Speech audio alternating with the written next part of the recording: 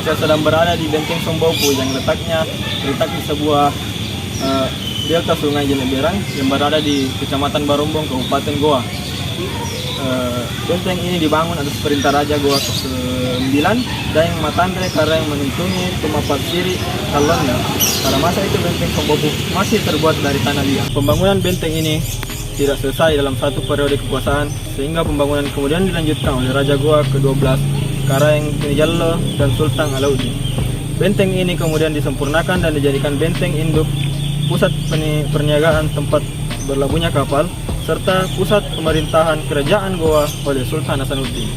Benteng ini menjadi pusat perdagangan dan pelabuhan rempah-rempah yang ramai dikunjungi pedagang asing dari Asia dan Eropa pada pertengahan abad ke-16. Setelah Daeng Matandre Karang Tomak Pasiri Kalonna pada tahun 1510 secara resmi memindahkan pusat kerajaan ke Sombopu yang terletak pada delta Sungai Jeneberang, benteng ini menjadi ibu kota pusat kerajaan Goa yang sudah menyatu dengan kerajaan Tallo. Benteng Sombopu Makassar berkembang menjadi pusat pemukiman, bahkan menjadi pusat kota. Penduduk yang tinggal di sekitar benteng tidak hanya merupakan warga Goa saja, tetapi juga para pedagang dari segala penjuru dunia, seperti Denmark, Inggris, Portugis, hingga Gujarat. Pedagang-pedagang tersebut memiliki kantor sendiri bagi kegiatan dagang. Mereka juga mendirikan loji. Kantor-kantor tersebut berlokasi di dekat benteng dan memiliki beberapa tempat yang berfungsi sebagai pasar dan pusat keramaian yang berlokasi di muara Sungai Jeneberang, di mana kapal-kapal bisa berlabuh.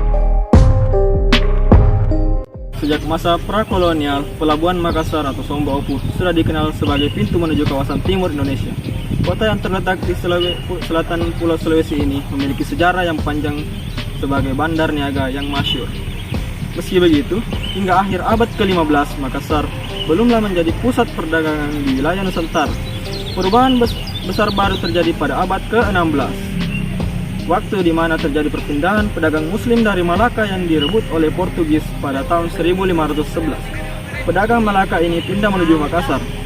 Menetapnya para pedagang muslim di Makassar merupakan fondasi bagi terbentuknya sebuah pelabuhan entrepot baru di Nusantara bagian timur, di mana seorang pedagang Malaka diminta khusus untuk mengelola syah bandar. Kemajuan yang dicapai Makassar dengan sistem perdagangan bebas menjadi ancaman VOC yang sedang gencar menegakkan sistem monopoli perdagangan rempah-rempah di Nusantara. Para pedagang Makassar rempah mampu menempuh monopoli Belanda yang telah diterapkan di Maluku.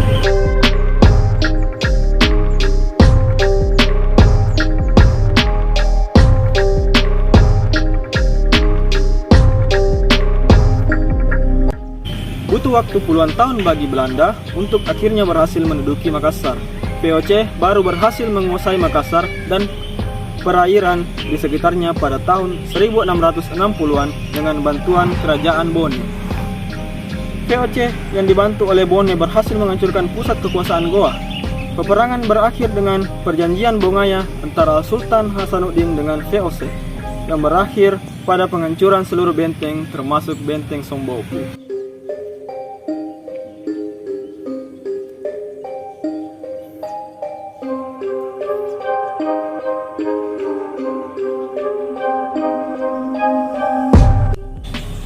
Kondisi fisik benteng Sombopu berbentuk persegi 4, semua sisinya berukuran panjang kurang lebih 2 km dengan tinggi tembok 7-8 meter dengan ketebalan dinding rata-rata 12 kaki atau 360 cm, diperkuat dengan 4 bastion. Setelah tertimbun selama 3 abad, maka dalam upaya menyikapi kembali kejayaan dan kebesaran kota Sombopu, telah dilaksanakan kegiatan penelitian dan pemugaran yang hingga saat ini terus dilakukan oleh Balai Pelestarian Cagar Budaya Provinsi Sulawesi Selatan. Selain museum dan benteng, terdapat pula beberapa rumah adat yang ada di kawasan benteng Sombopu. Berikut ini adalah beberapa rumah adat yang ada di benteng Sombopu.